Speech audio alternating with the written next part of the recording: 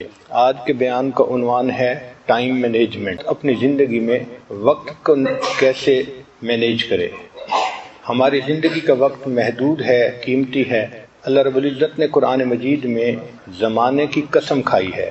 مفسرین نے لکھا اس سے وقت کی قدر و قیمت کا ثبوت ملتا ہے۔ اللہ کے پیارے حبیب صلی اللہ علیہ وسلم نے فرمایا، نعمتان مغبون فیہما کثیر من الناس، دو نعمتیں ایسی ہیں کہ جن میں بہت سے لوگ دھوکہ کھا لیتے ہیں۔ الصحہ والفراغ، ایک صحت اور دوسرا فرصت، یعنی صحت اور فرصت کو مس یوز کرتے ہیں، صحیح یوز نہیں کرتے، اس کی بے قدری کرتے ہیں۔ صحت کے بارے میں تو پہلے بیان ہو چکا، آج وقت اور فرصت کے بارے میں بیان ہے۔ نبی علیہ السلام نے ارشاد فرمایا، 5 چیزوں کی قدر کرو 5 سے پہلے، زندگی کی قدر کرو موت سے پہلے، جوانی کی قدر کرو بڑھاپے سے پہلے، صحت کی قدر کرو بیماری سے پہلے، مال کی قدر کرو غربت سے پہلے، اور فرصت کی قدر کرو مشغولی سے پہلے۔ تو کسی آدمی کو اللہ رب العزت اگر فرصت کا وقت عطا فرمائیں تو یہ اللہ تعالیٰ کی نعمتوں میں سے ایک بڑی نعمت ہے۔ یہ تو شرعی دلائل تھے، وقت کی اہمیت کے اوپر عقلی دلائل بھی ہیں۔ پہلی دلیل یہ کہ ہر انسان کے پاس زندگی کا لمیٹڈ ٹائم ہے، اور دوسرا یہ کہ time can not be stored, if it is unused it is lost forever. Time کو اسٹور نہیں کیا جا سکتا، اگر اس کو ان یوز گزار دیں گے تو یہ زندگی بھر کے لیے ضائع ہو جائے گا۔ اس لیے ہمیں چاہیے کہ ہم اپنی زندگی کے وقت کو سوچ سمجھ کر گزاریں۔ جس طرح ایک بخیل آدمی پیسے کی کمی کی وجہ سے ایک ایک پیسے کو سوچ کر استعمال کرتا ہے، ہم بھی زندگی کے اوقات کو بہت سوچ سمجھ کر استعمال کریں۔ تاریخ انسانیت میں جتنے لوگ بھی دنیا میں آئے، اگر ان کی زندگیوں پر غور کریں تو ادھوری زندگی نظر آئے گی۔ مثال کے طور پہ بڑے بڑے بادشاہ گزرے، لیکن جب وہ مرے تو لوگوں نے کہا کہ انہوں نے عوام کے لیے بہت کچھ کیا، اور بھی کرنا چاہتے تھے مگر زندگی نے وفا نہ کی، یعنی ادھوری زندگی۔ بڑے بڑے جرنیل آئے، دنیا کو فتح کیا، لوگوں نے مرنے کے بعد کہا کہ انہوں نے اپنی فتوحات کے جھنڈے گاڑ دیے، ان کے ارادے اور بھی کام کرنے کے تھے مگر وقت نے اجازت نہ دی اور یہ دنیا سے چلے گئے، یعنی وہ بھی ادھوری زندگی۔ بڑے بڑے مصنفین آئے، انہوں نے بڑی کتابیں لکھی، مرنے کے بعد حالات زندگی میں لکھا گیا کہ ان کا ارادہ اور عنوانات پہ بھی لکھنے کا تھا مگر وقت نے اجازت نہ دی، یعنی وہ بھی ادھوری زندگی۔ آپ جس بندے کی زندگی کو دیکھیں آپ کو ادھوری نظر آئے گی، نامکمل نظر آئے گی۔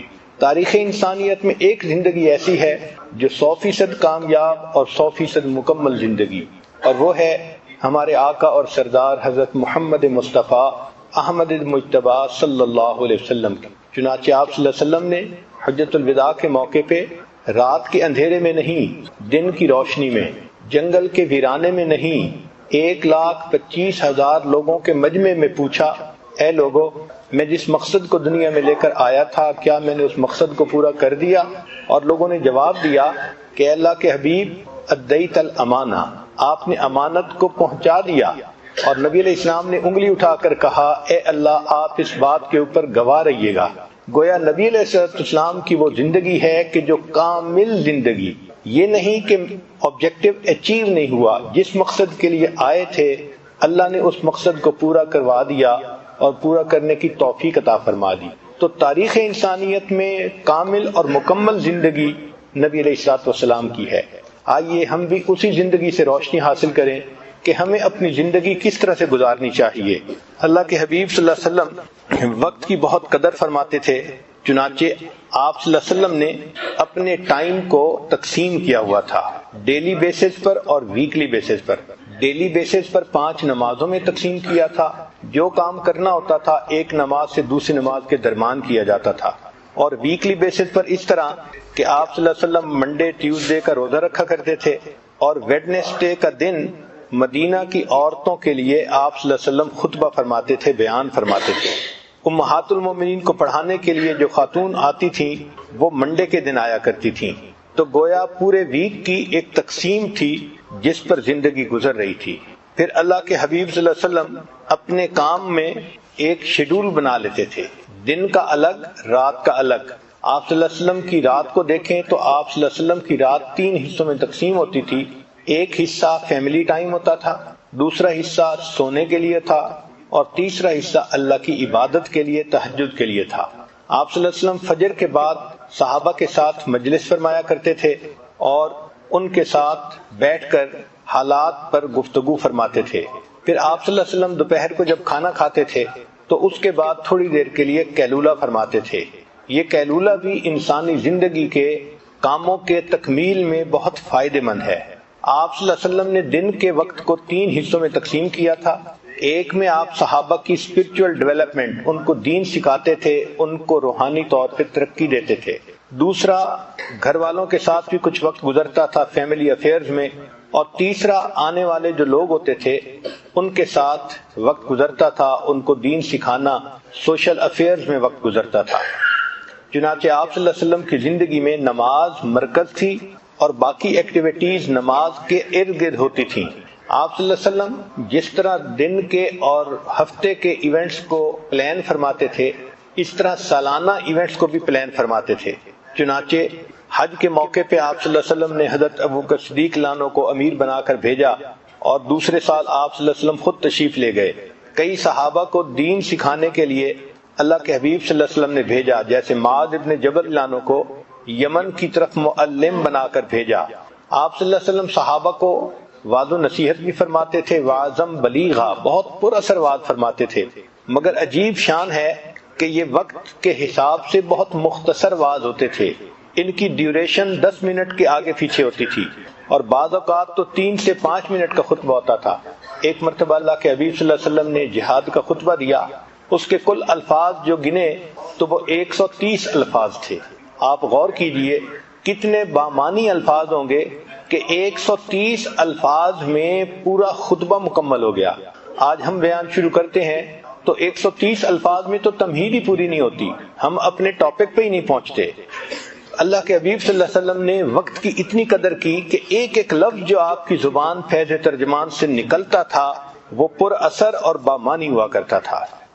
پھر آپ صلی اللہ علیہ وسلم لوگوں سے ملاقات کے لیے وقت کی اپائنٹمنٹ بھی فرماتے تھے۔ چنانچہ کبھی قریش مکہ ملنے کے لیے آتے تھے تو آپ صلی اللہ علیہ وسلم ان کو ٹائم دیتے تھے۔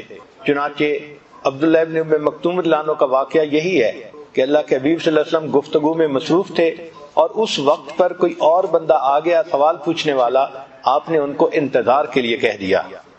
اس کا مطلب یہ کہ وقت کی اپنی ایک قدر تھی اور اپوائنٹمنٹ ہوتی تھی۔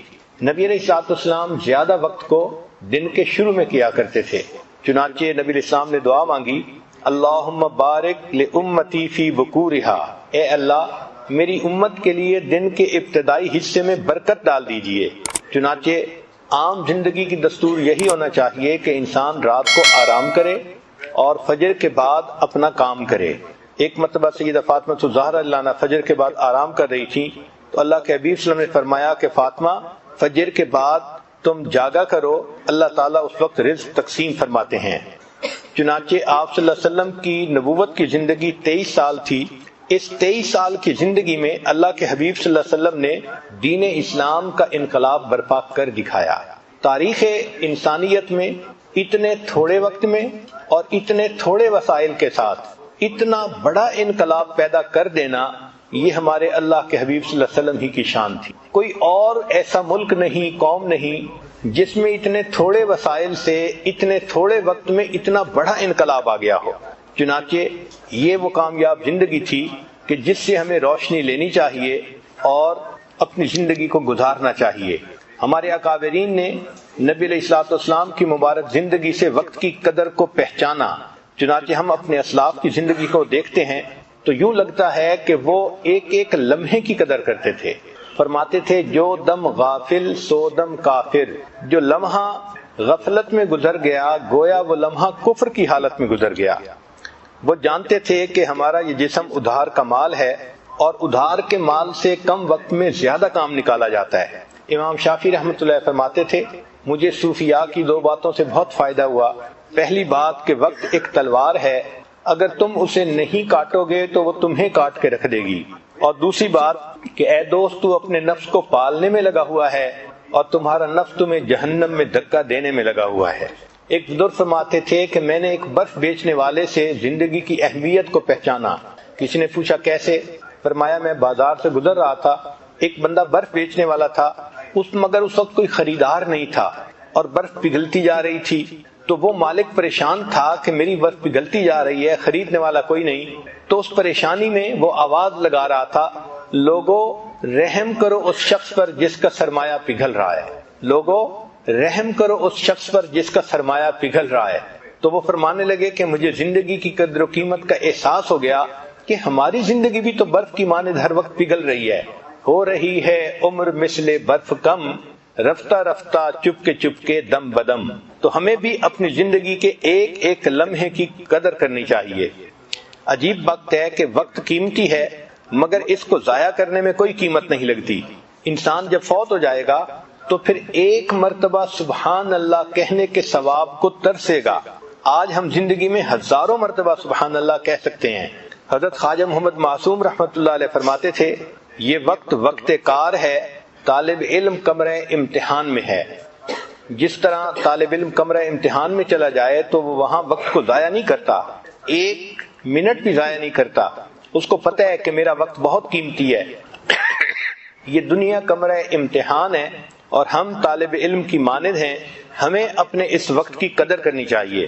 ہمارے سلسلہ کے ایک بزرگ تھے خواجہ حسین علی وہاں بچرا والے، ان کا یہ حال تھا کہ آخری عمر میں اگر کوئی آدمی ملنے کے لیے آتا تھا تو حضرت اس سے سلام دعا کرتے تھے اور فرماتے تھے، بھائی آپ نے بھی آخرت کی تیاری کرنی ہوگی، میں نے بھی کرنی ہے، اچھا قیامت میں ملیں گے۔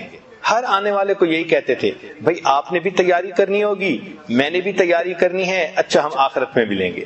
تو ہمارے اکابر نے اپنے آپ کو خوب مصروف رکھا دین کے کام میں، عبادت میں۔ مولانا یحییٰ رحمۃ اللہ علیہ کو ایک مرتبہ خیال آیا کہ میں سردی کے موسم میں دھوپ میں بیٹھ کے کبھی گنا چوسوں گا، چنانچہ اس خیال کو پورا کرنے میں ان کو 20 سال لگ گئے۔ 20 سال میں فرصت ہی نہ ملی کہ وہ بیٹھ کے گنا چوس سکیں، اتنی مصروف زندگی تھی۔ امام نووی رحمۃ اللہ علیہ ریاض الصالحین جنہوں نے لکھی، وہ 24 گھنٹے میں صرف ایک مرتبہ کھانا کھاتے تھے اور باقی کھانے کا وقت بچا کے بھی اپنے علمی کام میں لگا دیا کرتے تھے۔ علامہ آلوسی رحمۃ اللہ علیہ ایک دن میں 13 سے لے کے 24 اسباق روزانہ پڑھایا کرتے تھے۔ فضیل بن عیاض رحمۃ اللہ علیہ اپنی ہفتے کی گفتگو کا حساب کیا کرتے تھے۔ اللہ کی شان، ہم تو ہفتے کی گفتگو لکھنے پہ آئیں تو کئی رجسٹر ہی بھر جائیں، مگر وہ اتنا کم بولتے تھے کہ ہفتے میں جو پوری گفتگو ہوتی تھی اس کو بیٹھ کے انالائز کرتے تھے کہ کون سی بات میں نے فالتو کہی اور با مقصد کہی۔ ابو بکر ابن خیاط نحوی سمرقندی رحمۃ اللہ علیہ، وہ اگر گھر سے مدرسے جاتے تھے تو راستے میں بھی اپنی کتاب پڑھتے ہوئے چلتے تھے۔ چنانچہ راستے میں چلتے چلتے ایک مرتبہ کنواں آ گیا اور ان کو پتہ نہ چلا تو کنویں میں گر کر ان کی وفات ہو گئی۔ ابن سخون مالکی رحمۃ اللہ علیہ ایک محدث تھے، وہ ساری رات حدیث لکھتے تھے اور ان کی باندی مدام ان کے منہ میں لقمے ڈالتی تھی۔ عبید بن یعیش رحمۃ اللہ علیہ محدث تھے، 30 سال تک ان کا یہ معمول رہا کہ وہ اپنے حدیث لکھنے کا کام کرتے رہتے تھے اور ان کی بہن ان کے لیے کھانا پکا کے لاتی تھی اور ان کے منہ میں لقمے ڈالتی جاتی تھی۔ وہ کھانے میں بھی اپنے وقت کو صرف کرنا پسند نہیں کرتے تھے۔ امام ابو یوسف رحمۃ اللہ علیہ ساری زندگی دین کا کام کرتے رہے، جب آخری وقت آیا تو شاگرد جمع تھے تو حضرت نے ان سے ایک فقہی مسئلہ پوچھا شیطان کو کنکریاں مارنے کے بارے میں کہ رمیے جمار راکبن افضل ہے ماشین افضل ہے۔ شاگردوں نے جواب دیا، کسی نے کہا راکبن افضل ہے، فرمایا نہیں، کسی نے کہا ماشین افضل ہے، فرمایا نہیں۔ ان کا حضرت آپ بتا دیں۔ آپ نے فرمایا کہ جس جمرہ کے بعد دعا نہیں مانگی جاتی تو وہ ماشین افضل یعنی وہ راکبن افضل ہے، اور جہاں دعا مانگی جاتی ہے وہ ماشین افضل ہے۔ جب مسئلہ بتا دیا تو طلباء نے کہا کہ حضرت نماز کا وقت ہے، ہم مسجد میں چلتے ہیں۔ فرمایا بہت اچھا، آپ لوگ جاؤ۔ طلباء کہتے ہیں کہ ہم ابھی دروازے تک نہیں پہنچے تھے، ہمیں پیچھے اونچا کلمہ پڑھنے کی آواز آئی، ہم نے لوٹ کے دیکھا تو حضرت کی وفات ہو چکی تھی۔ وَاعْبُدْ رَبَّكَ حَتَّى يَأْتِيَكَ الْيَقِينُ، اللہ کی عبادت کیجئے حتیٰ کہ آپ کو موت آ جائے۔ تو اپنے موت کے آخری لمحے تک وہ دین کا کام کرتے رہتے تھے۔ ابو زرع رحمۃ اللہ علیہ ایک محدث تھے، موت کے وقت میں طلباء نے حدیث سنانی شروع کی تو حضرت نے خود پڑھنی شروع کر دی اور فرمایا من کان آخر کلامہ لا الہ الا اللہ، یہاں تک پڑھا اور ان کی وفات ہو گئی۔ حماد بن اسلمہ ایک محدث تھے، ہر وقت حدیث پاک کی تعلیم میں مشغول رہتے تھے ان کی وفات نماز کی حالت میں ہوئی۔ تو جو لوگ دین کے کام میں مصروف رہتے ہیں پھر اللہ رب العزت ان کے لیے دین کے کاموں کو اس طرح آسان فرما دیتے ہیں کہ وہ موت تک اس دین کے کام میں لگے رہتے ہیں۔ چنانچہ ہم اپنی زندگی کے کام کو کیسے بہتر گزاریں، وقت کو کیسے بہتر گزاریں، اس کے لیے چند پوائنٹ ہیں جو ہر ایک کے لیے کارآمد ہو سکتے ہیں۔ پہلی بات کہ اپنی نیند رات کے وقت میں پوری کر لیا کریں، پھر تہجد میں اٹھا کریں اور تہجد سے اپنے دن کی ابتدا کیا کریں۔ تہجد میں اللہ رب العزت کی طرف سے عنایات ہوتی ہیں۔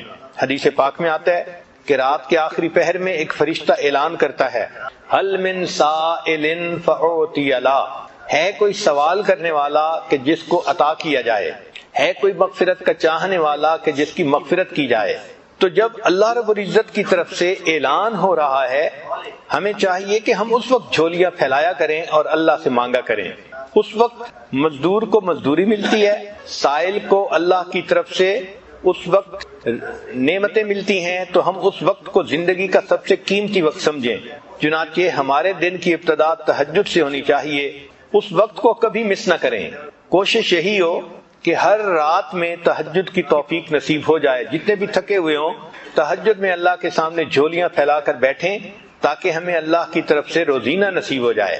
پھر فجر کی نماز پڑھیں اور فجر کے بعد اپنے اسباق پورے کریں، اشراق پڑھیں اور اشراق کے بعد اپنے دفتر اور بزنس کے کاموں کی ابتدا کریں۔ حدیث پاک میں نبی اللہ تعالیٰ فرماتے ہیں، اے میرے بندے، دن کے شروع میں تو 4 رکعت پڑھ لیا کر، میں سارا دن تیرے کاموں میں تیری مدد کروں گا، تیری کفایت کروں گا۔ ذرا غور کیجئے کہ ہمارے سارے دن کے کاموں میں اللہ کی مدد شامل ہو جائے تو ہمیں اور کیا چاہیے۔ اور یہ نعمت مل جاتی ہے اشراق کے 4 نفل پڑھنے پر۔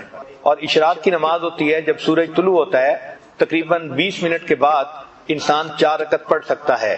تو دن کے شروع میں یہ 4 رکعت پڑھ لیا کریں تاکہ ہمارے دن کے ہر کام میں اللہ کی مدد ہو۔ عورت ہمیشہ یہ چاہتی ہے کہ جی میرے کام میں میرا تعاون کرنے والا کوئی نہیں، میں اکیلی ہوں، میں گھر میں ایک ہی ہوں۔ بھائی آپ اللہ کو اپنا تعاون کرنے والا بنا لیجئے، دن میں اشراق کی نماز پڑھنے پہ اللہ تعالیٰ آپ کے کاموں میں آپ کے کفیل بن جائیں گے، آپ کی کفایت کریں گے۔ پھر دوسری بات یہ کہ ہم جو کام بھی کرنے لگیں تو اس کا جو اینڈ ریزلٹ ہے اس کو ہمیشہ ذہن میں رکھیں کہ ہم نے کس چیز کو اچیو کرنا ہے تاکہ ہم اس کام کو مکمل کر سکیں۔ ایک تیسرا پوائنٹ کہ جو اچھی عورتیں ہوتی ہیں وہ اپنے کام کو پریورٹائز کرتی ہیں، یعنی اس میں جو پریورٹی ہے وہ دیتی ہیں، اہم کام کون سا ہے، کس کو پہلے کرنا ہے۔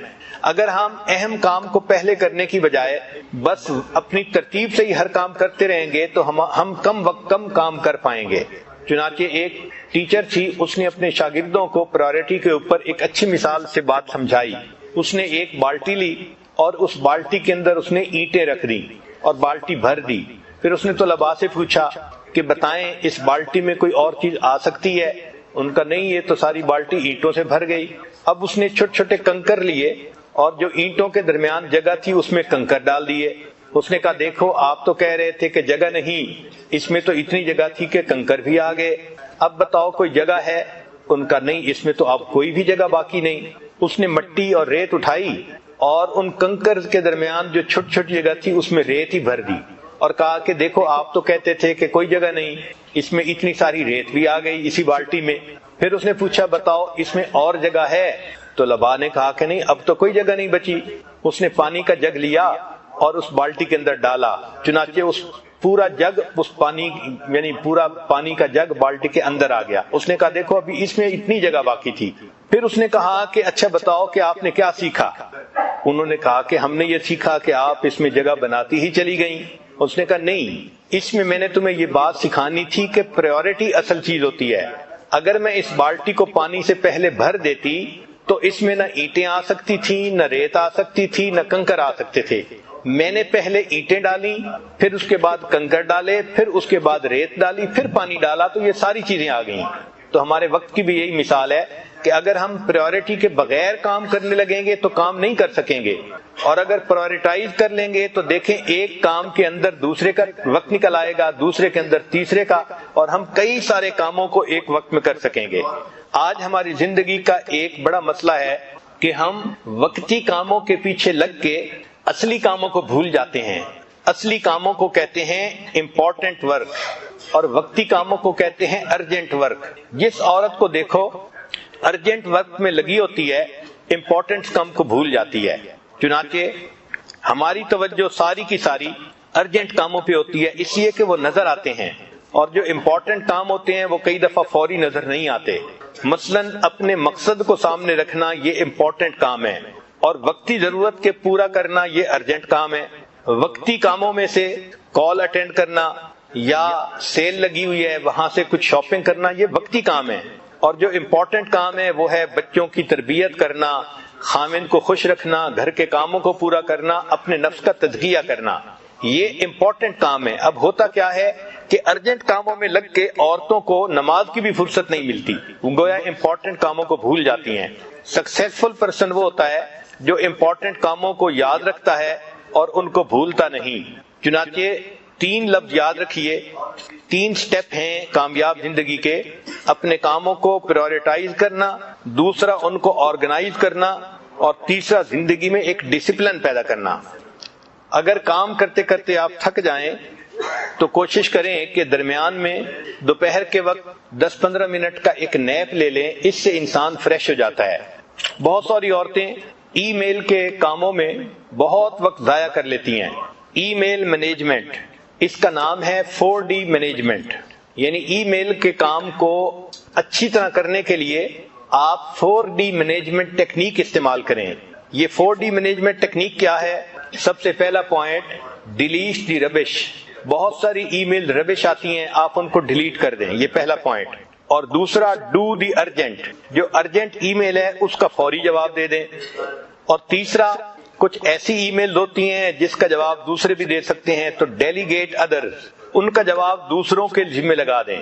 اور چوتھا ہے ڈیفر، ان جو لمبی باتیں ہیں اور ٹائم ٹیکنگ ہیں ان کو آپ ڈیفر کر سکتے ہیں کہ فرصت کے وقت میں اس کا جواب دوں گی.